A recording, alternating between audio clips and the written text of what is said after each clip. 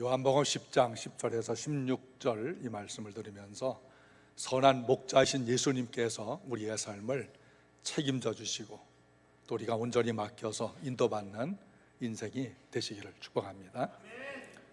제가 며칠 전에 아내와 밖에 외출을 했다가 들어왔는데요, 문을 열어도 열려지지가 않아요.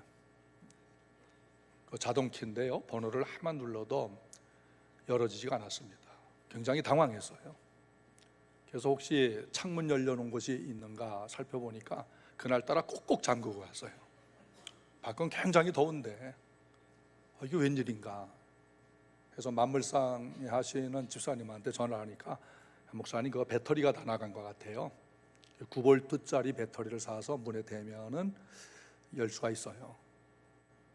그래서 그렇게 했더니 열려지더라고요. 그래서 배터리도 다 갈고 해서 들어갈 수가 있었습니다. 열려져야 될 문이 열리지 않을 때 얼마나 답답합니까? 요즘은 자동차도 손 인식으로 열 수 있는 자동차가 많이 나왔지만, 혹시 자동차 키를 안에 두고 내렸을 때 그런 경험 있는 분들 있을 거예요. 또 자물쇠 키를 집에 두고서 키를 잊어버렸을 때 굉장히 당황스럽지 않았습니까? 오늘 우리 인생에도 이 잠긴 인생이 있고 또 장애물 때문에 전진하지 못한 인생도 있을 수가 있습니다. 어떤 깊은 구덩이에 빠져서 내 스스로는 나올 수 없는 그런 삶을 살아갈 수도 있어요. 그러니까 우리 일생을 보면 내 마음대로 되는 게 아니다, 내 계획대로 되어지는 것이 아니구나. 내 마음대로 되고 계획대로 되는 여러 가지도 있겠지만은 이상하게 원하지는 일들로 인해서 또는 사건으로 인해서 주저앉고 일어서지 못하는 그런 삶도 있는 겁니다. 오늘 선한 목자 되신 예수님 이 말씀 들으면서 우리 잠긴 문이 열려지는 역사가 있기를 바랍니다. 우리가 여행을 가면 가이드가 안내를 해주지 않습니까? 배를 타면 선장이 키를 들고 운행을 하지만 갑판 위에서는 항해사가 항해 안내를 해주기 때문에 뱃길을 따라 갈 수가 있습니다. 비행기가 조종사가 조종만 한다고 해서 가는 게 아니고요, 비행기가 뜨고 내릴 때 관제사가 관제탑에서 뜨시오 내리시오 어느 활주로로 가시오 방향을 잡아주기 때문에 안전하게 이륙하고 착륙할 수가 있는 것입니다. 그러면 나라고 하는 인생을 생각해 보세요. 하나님께서 하늘과 땅에 온 우주에 있는 모든 만물을 창조하셨습니다. 그 가운데 가장 소중한 것이 나라고 하는 존재예요. 여러분이 소중합니다. 그 소중한 나를 제멋대로 살다가 제멋대로 가도록 해놨겠어요? 나를 만드신 하나님께서 내 인생에 대한 계획이 있습니다. 여러분에 대한 목적이 있는 거예요. 계획 없이 이 세상에 태어난 사람이 한 사람도 없습니다. 그럼 나를 창조하신 하나님께서 나에 대한 계획을 갖고 계시다면 하나님이 분명히 인도를 해주실 줄로 믿습니다. 하나님이 목자가 되신다는 거죠. 11절에 나는 선한 목자라 라고 말씀하셨어요. 예수님은 선한 목자이십니다. 요한복음 10장에 예수님께서 어떤 분이신가 몇 가지 말씀하고 있는데, 예수님은 양의 문이 되십니다. 곧 우리의 문이 되신다는 거죠. 7절 읽겠습니다. 그러므로 예수께서 다시 이르시되 내가 진실로 진실로 너희에게 말하노니 나는 양의 문이라. 이스라엘 이 중동 지역은 양고기를 굉장히 많이 먹어요. 양고기를 먹으려면 양을 키워야 되지 않겠습니까? 양을 가두어서 키우는 곳을 양울이라 그래요. 소를 키우는 곳을 소외양간이라 하는데 양 키우는 곳은 양울이라고 합니다. 주로 돌을 한 1m, 1.5m 정도 빙둘러 쌓거나 벽돌을 찍어서 쌓거나 나무를 베어서 울타리를 크게 만들어서 양을 그 안에 가두어 놓는 것을 말합니다. 양을 치는 사람들을 목자 또는 목동이라고 하는데요, 양우리에 들어가고 나가는 문은 단 한 개밖에 없습니다. 양우리는 하늘나라를 비유해서 말씀하신 거예요. 하늘나라에 들어가는 문은 한 개밖에 없다. 목자는 우리로 양이 들어갈 때에 양들의 숫자를 셉니다. 양들의 이름을 부릅니다. 양이 모두 들어가면 목자가 밤잠 자지 않고 문에서 지키는 것입니다. 도둑들이 훔쳐가지 못하게, 맹수가 침범하지 못하도록 목자가 지킵니다. 양은 반드시 목자가 있는 문으로 들어가야 됩니다. 예수님은 양의 문입니다. 예수님이 양의 문이라 하면 누구든지 예수님으로 말미암지 않고는 하늘나라에 들어갈 수가 없다는 것입니다. 예수님만이 유일하게 하늘나라로 들어가게 하시는 구원주가 되시는 것입니다. 예수님 아닌 다른 어떤 것으로도 하늘나라에 들어갈 수 없습니다. 그 사람이 미모가 있어도 착해도 학벌이 있어도 돈을 가지고 헌금을 많이 해도 윤리적과 도덕적인 삶을 살아도 그것을 통해서 하늘나라 갈 수가 없습니다. 오직 양의 문 대신, 하늘나라 문 대신 예수님으로 말미암아서만 하늘나라로 들어가는 것을 믿으시기 바랍니다. 요한복음 6장 35절 예수께서 이르시되 나는 생명의 떡이니 내게 오는 자는 결코 줄이지 아니할 터이요 나를 믿는 자는 영원히 목마르지 아니하리라. 예수께서 이렇게 말씀하셨어요. 너희가 착하면 영생을 얻을 것이다. 너희가 착하면 영원히 목마르지 않을 것이다. 너희가 공의를 행하면, 너희가 돈을 많이 내면, 너희가 선행을 하면 영생을 얻을 것이다 말씀하지 않았어요. 나는 영생의 물이다. 나를 마시는 자는 영원히 목마르지 아니하겠다.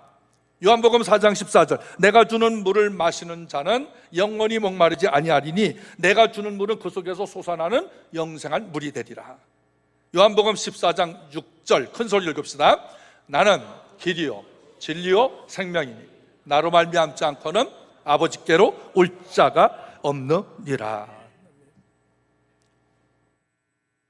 저의 동기인 김남준 목사님 훌륭한 분 계셔요. 신앙 서적을 많이 써서 우리 한국 성도들에게 많은 은혜를 끼치는 분이신데, 그분이 어느 도시의 꽤 큰 교회에 강사로 초청을 받았어요.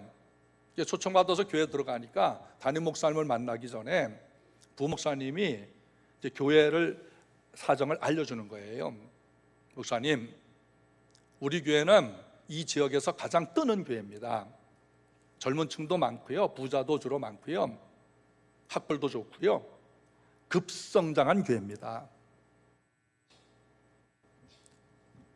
그리고 이 지역 도시에서 가장 주목받고 있는 교회입니다. 이렇게 자랑을 부목사님이 하시는 거예요.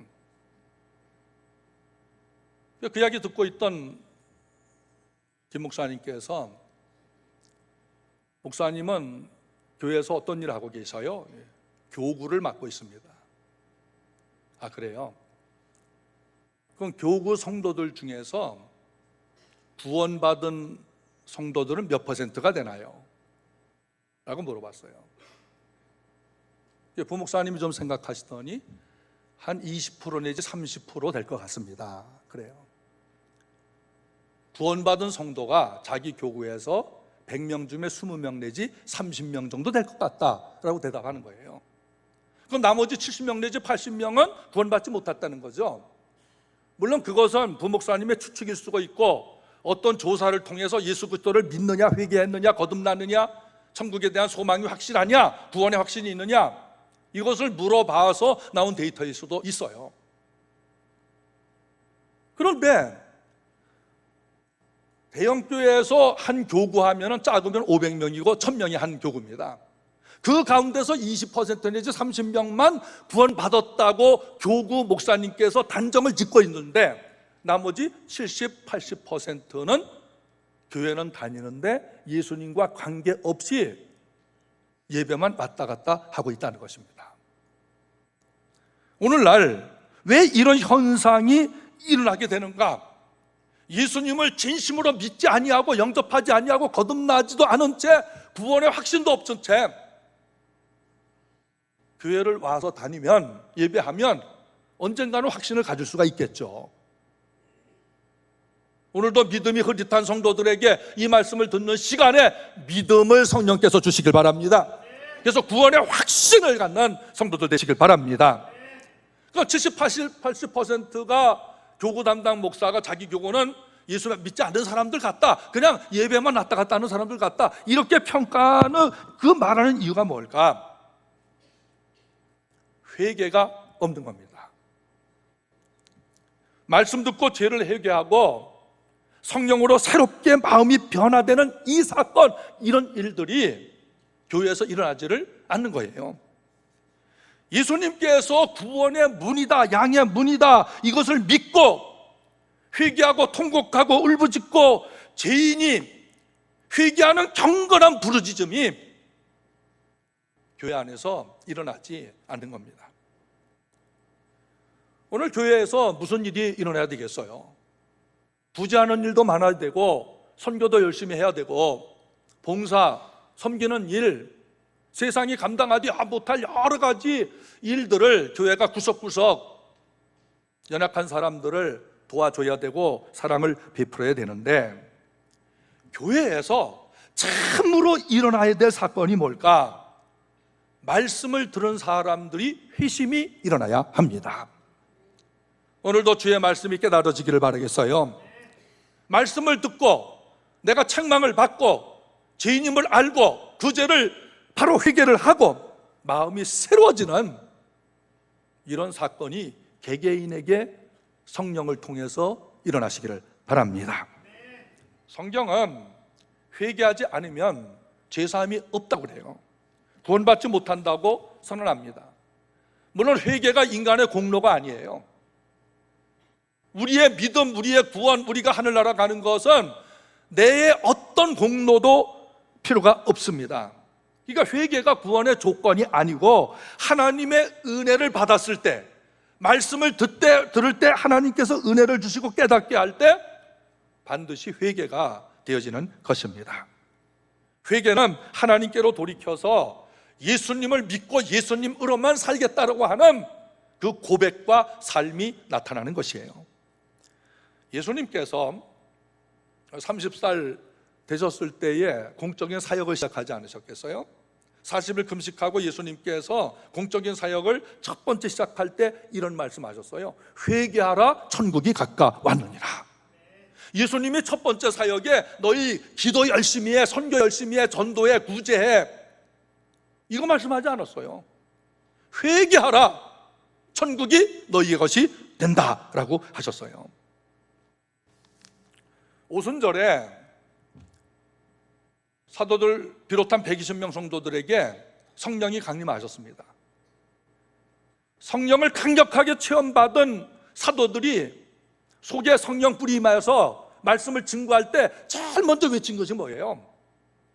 백성들이 예수를 죽였다고 책망을 했어요. 너희가 회개하라고 했습니다. 사도들이 성령 받고 제일 먼저 외친 것이 회개입니다. 예수님을 영접하고 각각 회개하면 성령이 너희에게 임하시니 회개하고 거듭나라고 말씀하신 거예요.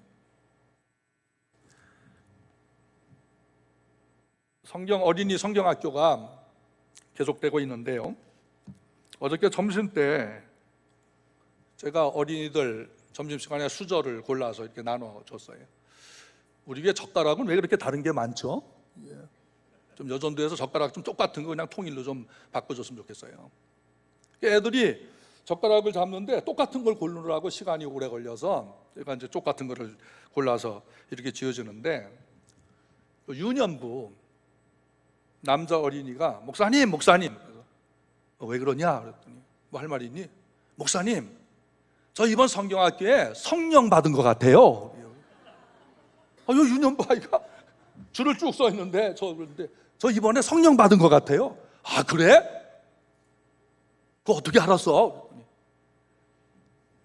내 옆에 앉은 애가 자기를 굉장히 아프게 꼬집었대요. 성경학교 시간에 자기를 꼬집었는데 굉장히 아팠대요. 그래도 참고 자기는 그 애를 꼬집지 않았대요. 제가 성령 받았기 때문에 걔를 꼬집지 않은 거예요. 다른 개 같은 개를 때렸을 거예요. 그러는 거예요. 아주 기뻐하면서도 진지하게 저한테 말하는 겁니다. 그래서 야, 너 성령 받았구나. 어른들 같으면 어떻게 하겠어요? 너 나 꼬집었어? 난 주먹이야. 너 한 번 나 욕했지? 난 3배로 갚을 거야. 두고 봐. 뭔가 갚으려고 할 거예요. 근데 이 어린아이가 성경학교 때 자기가 성령 받았다 그러면서, 이번에 성경학교 주제가 와 우리 성령님입니다. 와 우리 성령님. 오늘도 이 말씀을 통해서 성령님이 역사하시기를 바랍니다. 성령을 받으면 어린아이와 같은 마음이 되어지는 거예요. 성령 받은 사람의 특징이 뭐예요? 사랑이라는 말 하나로 표현할 수가 있어요. 우리가 성령 받아서 도대체 뭐 하자는 겁니까? 성령은 우리의 도구도 아니고 우리의 심부름꾼도 아니고 성령은 제2의 하나님이셔요. 성령 하나님께서 나에게 오셨는데 그 성령은 우리 심부름꾼이 아닙니다. 그 성령 받아서 우리가 뭐 합니까? 사랑하라고 주신 겁니다.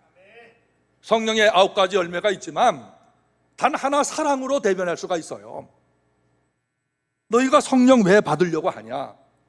사랑하지 못했던 사람 사랑하고, 용서하지 못한 사람 용서하고, 화목하지 못한 사람과 화목하고, 상처받은 사람 치료해주고, 힘 잃은 사람 격려해주고, 주저한 사람 손잡아 일으켜주고, 어려워하는 사람에게 용기 좀 주고, 그래서 성령 받아야 합니다. 성령 함께 하시길 바랍니다. 오늘의 삶은 사람들이 굉장히 어떤 일에 대해서 귀찮게 생각을 하죠. 왜 내가 거기를 가야 되냐? 그 일을 내가 왜 해야 되냐? 귀찮다는 겁니다. 그런데요, 이 성령이, 와 우리 성령님이 여러분의 마음에 존재 계실 때 귀찮음이 없어져요. 무슨 일을 하든지 감사가 넘칩니다. 기쁨이 있어요. 나를 위해서 보혜사 성령님을 부활하신 예수님께서 하늘로 가시더니 보내주셨구나. 사랑한다 말하면서 사랑하지 못하고, 용서한다 말을 하면서 용서하지 못하고, 선을 행할 줄 알고도 하지 못하는 수많은 죄악들을 회개해야 합니다. 하나님의 교회는 드러나게 혹은 드러나지 않게 하나님의 말씀을 받을 때 깨달아지길 바랍니다. 깨달아졌으면 잘못됐구나 고치고 회개하고, 이런 사건들이 시시각각으로 일어날 때에 그게 진정한 교회의 모습인 것이에요. 구원의 문이신 예수님을 만나는 사건이 개인에게 일어나기를 바랍니다. 교회는 예수님을 대체한 어떤 것도 강조될 때 회심이 없습니다. 예수님을 대체하는 어떤 것도 구원이 없습니다. 예수님만이 구원의 문인 것입니다. 다른 길은 없어요. 예수님을 만나면 누가복음 19장에 세리장이었던 삭개오가 예수님 말 별로 하지도 않았는데 나는 도둑질했어요. 세무서 근무하면서 많이 도둑질했어요. 4배나 갚겠어요. 회개 은혜가 임하게 되어지는 것입니다. 아버지 재산 가져가서 탕자로 살았던 탕자까지도 회개하는 사람을 하나님께서 보내주십니다. 다 받아주셔요. 예수님은 구원의 문입니다. 이 문으로 들어가시길 바랍니다. 예수님은 사랑의 문이기 때문에 오늘 사랑을 받고 가시길 바랍니다. 예수님만이 유일하게 은혜를 주시기 때문에 예수 믿고 은혜 받고 가시길 바랍니다. 예수님만이 우리를 용서하시기 때문에 이 용서의 은혜가 여러분 가정에서 사회에서 일어나시기를 축복합니다. 여러분 가운데 예수님을 믿지 않고 회개도 없고 다니기만 하는 분이 있으면 지금 예수님을 마음에 영접을 하시고 죄인임을 고백하고 하늘나라 들어가게 하시는 유일한 구원의 무신 예수님께 맡기기를 축복합니다. 선한 목자 되신 예수님은 우리의 이름을 불러줍니다. 요한복음 10장 3절, 문지기는 그를 위하여 문을 열고 양은 그의 음성을 듣나니 그가 자기 양의 이름을 각각 불러 인도하여 내느니라. 목동들은 우리에 있는 양들에게 각각의 이름을 지어줍니다. 그래서 우리에 들어갈 때 이름을 부르고 나갈 때 이름을 불러주는데, 목동들이 이름을 불러주는 이유가 있어요.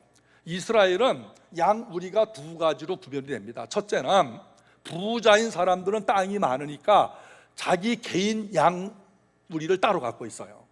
근데 가난한 서민들은 보통 양 50마리 내지 300마리 정도, 요 정도 키우면 서민층입니다. 이분들은 양을 공동 관리를 해요. 몇십 마리 정도는 자기 양이지만은 그것을 공동 우리를 준비해서 양을 같이, 저녁에는 같이 공동 관리를 하게 됩니다. 그러면 양들이 뒤섞이죠. 박 집사님 양, 이 집사님 양, 양 집사님 양, 고장로님 양, 이 양들이 뒤섞여서 뒤죽박죽으로 우리 안에 들어가게 됩니다. 그럼 뒤죽박죽 한다 할지라도 목동은 자기 양의 이름을 알아요. 딱 보면은 저 양은 내 양이구나 압니다. 시골에 살 때 집집마다 개를 다 키웁니다. 저희 어머니께서도 개를 좋아하셔서 늘 한두 마리씩 기르셨는데, 이상하게 저희 어머니가 키우는 개는요, 다 크기 전에 중 정도 크면은 죽어요. 쥐약 먹고 자살해서 죽고 병들어 죽고. 그래서 어머니가 굉장히 속상해 하셨어요. 그래서 너무 속상하신 나머지 어떤 개를 키워야 잘 클까 무당점쟁이 들여다가 구술했습니다.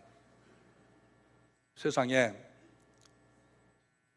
개 때문에 무당점쟁이 굿한 어머니는 저희 어머니밖에 없을 것 같아요.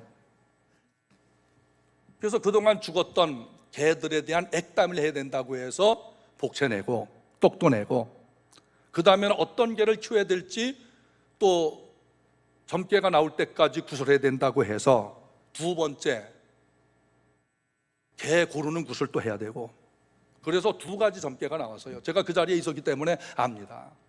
첫째는 이 집 대문 방향이 잘못됐다. 대문이 이쪽에 있으면 이쪽으로 옮겨라. 두 번째는 다른 색깔 개는 절대로 안 된다. 하얀 개만 키워라. 하얀 개만 키워라 그랬어요. 그래서 저희 어머니가 순종을 하셔가지고 아버지를 졸라서 대문을 이쪽에 있던 것을 옮겼습니다. 그리고 하얀 가면 갖다 키웠습니다. 그런데 그 무당이 얼마나 용한 분인지 개가 잘 크는 거예요. 죽지 않고 잘 크는 거예요. 그래서 저희 어머니 기분이 좋았죠. 저희 어머니는 지금 예수님 잘 믿고 권사님이십니다. 옛날 믿기 전에 그런 일을 하신 거예요. 그런데 이 하얀 개 두 마리가 또 잘 크다가 한 마리가 쥐약 먹고 죽어버렸어요. 그러니까 쥐약 먹은 쥐를 먹고 죽어버렸어요. 그러니까 어머니가 또 속상해서 이것도 액땜해야 된다고요. 사실 그것 때문에 아들들하고 좀 충돌도 한 적이 있었습니다. 근데 저희 어머니가 개를 사오면은 꼭 이름을 지어줘요. 이름은 셋 중에 하나예요. 메리, 해피, 독구. 셋 중에 하나입니다.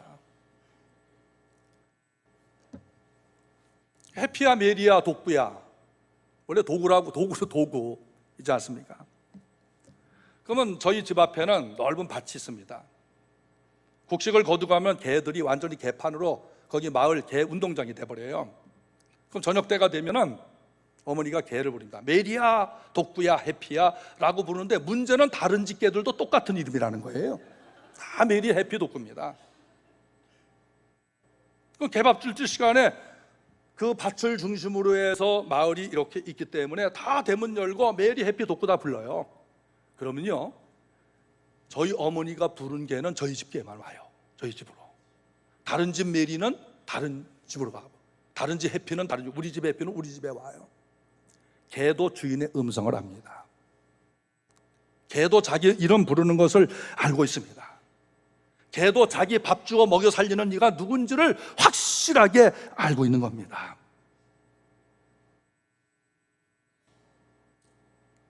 저희 어머니 권사님이지만 지금도 다른 색깔 개는 절대로 키우지 않습니다. 지금도 하얀 개만 키우십니다. 지금도 원주 가면 2마리 키우십니다.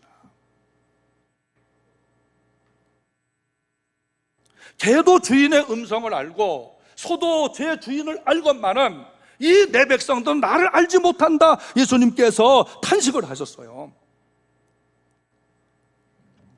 내 양은 내 음성을 들으며 나는 그들을 알며 그들은 나를 따른다. 여기 27절 말씀, 내 양은 내 음성을 들으며. 우리는 하나님의 음성이 들려지길 바랍니다. 들을 귀 있는 자는 들으라고 예수님께서 말씀하셨는데, 들을 귀가 왜 중요하냐면 하나님의 말씀이 들려져야 은혜를 받고 구원받기 때문인 거예요. 내 양은 내 음성을 들으며. 목자는 양의 이름을 부릅니다. 지금도 예수님께서 우리의 이름을 부르고 계시는 것입니다. 보통 기독교연합회나 성시운동부나 연합집회를 1년에 몇 차례씩 하는데, 연합집회 할 때 제가 순서가 있으면 강단 앞에 앉아 있지 않습니까? 그러면서 많은 성도들이 오는데요, 우리 성도들은 내 눈에 어떻게 그렇게 잘 띄는지 다른 교회 목사님들은 몰라요. 우리 성도들 오신 분들은 아무리 멀리 있고 등치 큰 사람 뒤에 앉았어도 제 눈에 잘 띕니다. 목사의 마음이 그렇습니다. 거기다가 장로님이라도 발견되면요, 제 심장이 뛰어요. 와, 옆에 앉은 분이 우리 장로님 오셨어. 내가 자랑을 합니다. 요즘 연합회 집회들 잘 안 오기 때문이에요. 다른 교회 목사님들이 아무리 훌륭하셔도 우리 교회 성도들 모릅니다. 이름 부를 이유가 없어요. 다른 교회 목사님들이 여러분의 이름을 불러가며 기도해 주겠습니까? 다른 교회 목사님들이 여러분에게 생명의 양식을 공급하겠습니까? 여러분은 하나님께서 저에게 맡겨주신 약물입니다. 춘천을 걸어 다니다 보면은 시장이나 마트에 어디선가 인사하는 분들이 계셔요. 그건 몰라요. 그건 분명히 다른 교회 교인일 거예요. 그럼 안녕하세요 하고 제가 그냥 지나갑니다. 그런데 우리 성도가 나를 안녕하세요 하고 인사를 했다. 제가 그냥 지나가겠어요? 어디 가세요? 지난번 어머니 편찮으신데 괜찮으세요? 애들은 잘 더위에 견디고 있어요? 묻지 않겠습니까? 몇 마디 대화하고 지나가지 않겠습니까? 이것이 목자와 다른 목자와의 차이라고 하는 것입니다. 하나님께서 죄짓고 도망간 아담에게 먼저 찾아가셔서 아담아라고 부르셨어요. 갈대우리에 살던 아브라함아, 너 본토 친척 아비집 떠나 가나안 땅으로 가라고 부르셨어요. 예수님을 핍박하는 사울아 사울아, 너 왜 나를 핍박하니? 라고 부르셨어요. 오늘 여러분 여기 여러분 자신만만해서 여러분 그냥 마음 때문에 온 건 아닙니다. 하나님께서 성령을 통해서 여러분을 부르신 겁니다. 예수 믿도록 불러주신 겁니다. 나의 이름이 예수 그리스도로 말미암아 불려지는 이 놀라운 사건, 감동스럽지 않습니까? 옆 사람 한번 보세요. 옆 사람, 옆에 분 보세요. 이름 알고 계십니까?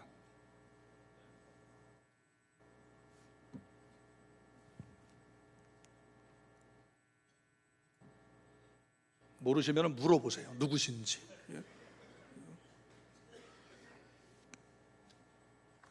저도 비교적 제가 성도들이나 성도들 자녀들 이름을 그래도 비교적 잘 기억하는 사람인데, 어떤 때는 인사를 하는데요, 모르겠어, 이름이 안 떠오르는 거예요. 안 떠올라서 중간 이 등골이 식은땀이 흘러요. 내가 이름을 불러줘야 될 텐데 이름이 기억이 안 나는 거예요. 그럼 목사님이 내 이름도 몰라, 내가 이 교회 다니지 몇 년인데, 이렇게 섭섭해하지 마시고 빨리 눈치채시고, 목사님 아무개 집사입니다, 저 누굽니다, 이렇게 말을 좀 해주세요. 우리 김영선 집사님은 매일매일 나랑 카톡하니까 제가 잘 아니까.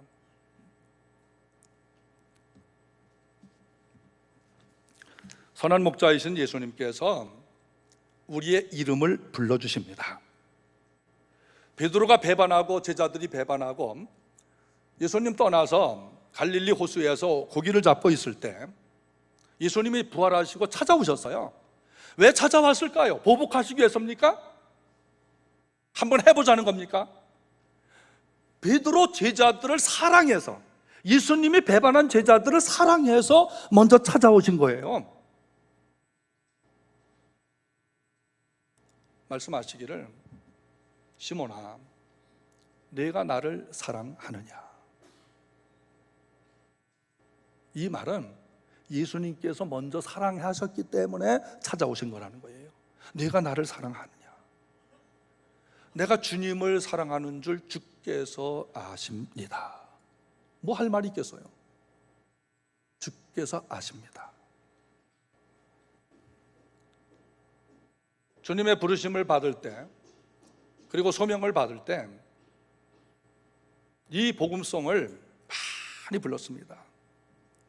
갈릴리 바닷가에서 주님은 시몬에게 물으셨네. 사랑하는 시몬아, 넌 날 사랑하느냐? 오 주님, 주님만이 아십니다. 다 같이. 갈릴리 바닷가에서 주님은 시몬에게 물으셨네. 사랑하는 시몬아, 넌 날 사랑하느냐? 오 주님, 님만이 아십니다. 여러분, 주님만이 아신다.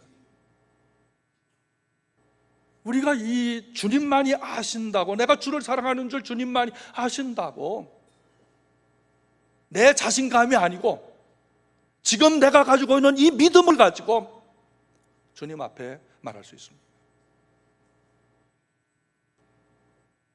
이 찬송 다시 한번 하면서요, 시몬이라는 말을 여러분 이름을 넣어서 같이 해봅시다. 둘, 셋, 넷. 갈릴리 바닷가에서 주님은 장안에게 물으셨네. 사랑하는 장안아, 넌 날 사랑하느냐? 오 주님만이 아십니다.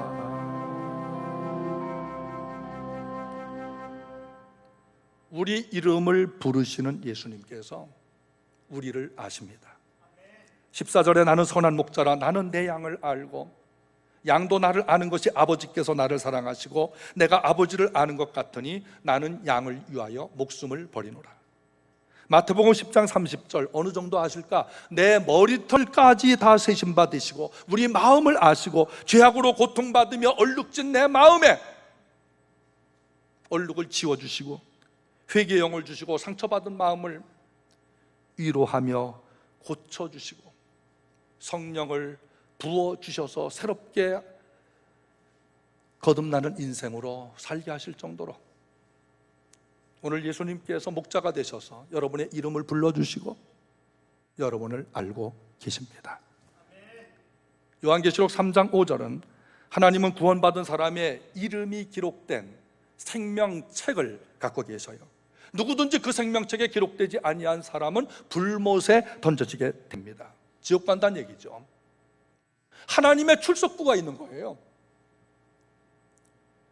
예수님을 바르게 믿어야 천국 백성으로서 하늘 생명책에 기록이 되어지는 것입니다. 마지막 때 예수님 재림 때에도 주님께서 우리의 이름을 불러주셔서 너 하늘로 올라오라, 너 하늘로 올라오라, 새롭게 변화된 그 몸을 가지고 하늘로 올라오라 말씀하시는 겁니다. 선한 목자인 예수님은 우리를 위해서 목숨을 버리고 인도하십니다. 10절 11절에 나쁜 목자 선한 목자가 나오는데요, 10절 11절 보면 도둑이 오는 것은 도둑질하고 죽이고 멸망시키려는 것뿐이요 내가 온 것은 양으로 생명을 얻게 하고 더 풍성히 얻게 하려는 것이니라. 나는 선한 목자라, 선한 목자는 양들을 위하여 목숨을 버리거니와. 예수님께서요 우리를 모르신 채 목숨을 버리는 것이 아니고 우리를 다 아시면서 목숨을 버려요. 뭘 아십니까? 우리의 죄인됨, 하나님을 반역함, 주의 율례와 법도에서 떠나는 사는 것을 알고도 나의 이름을 불러주십니다. 15절에 아버지께서 나를 아시고 내가 아버지를 아는 것 같이 나는 양을 위하여 목숨을 버리노라. 17절에 내가 내 목숨을 버리는 것은 그것, 목숨을 내가 다시 얻게 함이니, 예수님의 목숨을 버리는 것, 죽는 것은 다시 부활하기 위함이니 이로 말미암아 아버지께서 나를 사랑하시느니라. 주님은 십자가에 당신의 목숨을 내어 주시고 다시 부활하여 살아나실 것을 말씀하고 있어요. 그 나쁜 목자는 어떤 목자일까? 10절에 도둑이라 그랬어요. 도둑이 오는 것은 도둑질하고 멸망하고 죽이는 것뿐인 것입니다. 이 도둑은 12절 13절에 삭꾼이라고 했습니다. 삭꾼이 오는 것은 단물만 빨아먹고 양을 버리고 달아나나니 이리가 양을 물어가고 해치느니라. 달아나는 것은 그가 삭꾼인 까닭에 양을 돌보지 아니한다라고 했어요. 나쁜 목자는 도둑놈이고 그 도둑놈은 훔쳐가는 거예요. 생명, 영혼을 훔쳐가고 돈을 훔쳐가요. 이단들의 수법이 그렇지 않습니다. 단물 다 빨아먹고 팽개치는 것이 이단이에요. 그들은 한 생명이 와서 하나님의 사람으로 거듭나느냐 안 되느냐, 천국 백성이 되느냐, 여기에 관심 없어요. 삭꾼입니다. 도둑놈입니다. 27절 28절에 내 양은 내 음성을 들으며 나는 그들을 알며 그들은 나를 따르느니라. 내가 그들에게 영생을 주노니 영원히 멸망하지 아니할 것이요 또 그들을 내 손에서 빼앗을 자가 없느니라. 그들을 주신 내 아버지는 만물보다 크심에 아무도 아버지 손에서 빼앗을 수 없느니라. 아멘. 양들은 예수님의 음성을 알아요. 예수님만이 구원의 문입니다. 예수님만이 우리에게 영생을 주십니다. 예수님이 왜 다른 어떤 실체가 나타난다 할지라도, 엄청난 기적과 능력이 있다 할지라도 그가 예수가 아니면 영생 구원 주지 못하는 것입니다. 여러분 인생을 무엇에 맡기고 있습니까? 누가 여러분의 인도하는 길을 함께 가고 있습니까? 인생의 동반자가 있지 않습니까? 부부가 동반자이고 자녀가 동반자이고 친구가 동반자, 여러분 성도들이 같은 동반자일 수도 있는데요, 참 동반자가 함께 하면 나타나는 특징이 있어요. 힘든 일이 있어도 기쁜 겁니다. 감사한 거예요. 여러분 지금 함께하는 가족과 기쁨이 있길 바랍니다. 그 가족은 여러분과 일생을 같이 할 동반자예요. 그런데 가족도 떠나지 않습니까? 나의 영원한 천국까지, 그리고 그곳에서 영원한 나의 목자가 되신 오직 한 분, 예수님. 나의 동반자가 되셔서, 목자가 되셔서 인도해 주시니 예수님으로 인해서 감사와 기쁨이 있기를 바랍니다. 나를 위해 목숨을 버리신 예수님을 믿고 따라갑시다. 예수님은 죽으셨으나 부활하시고 올라가셔서 부에서 성령을 보내셔서 우리와 영원히 함께 하십니다. 예수님은 사랑으로 우리를 인도하셔요. 영접하는 자, 그 이름을 믿는 자들에게는 하나님의 자녀가 되는 권세를 주셨습니다. 그리고 하나님의 자녀가 된 모든 성도들에게는 무슨 일이 뒤죽박죽 내 인생이 됐다 할지라도 하나님을 끝까지 사랑하는 성도에게 합력해서 선을 이루어 주시는 것입니다. 예수님은 우리의 선한 목자이십니다. 예수님은 우리의 선한 목자이십니다. 예수님께 맡기십시오. 예수님께 맡깁시다. 화면에 띄워진 잠언 3장과 16장을 다 같이 읽겠습니다. 너는 마음을 다하여 여호와를 신뢰하고 내 명철을 의지하지 말라. 너는 범사의 그를 인정하라. 그리하면 내 길을 지도하시리라. 마음의 경영은 사람에게 있어도 말의 응답은 여호와께로 나오느니라. 사람의 행위가 자기 보기에는 모두 깨끗하여도 여호와는 심령을 감찰하시느니라. 너의 행사를 여호와께 맡기라. 그리하면 내가 경영하는 것이 이루어지리라. 사람이 마음으로 자기의 길을 계획할지라도 그의 걸음을 인도하시는 이는 여호와 신이라. 할렐루야. 아멘.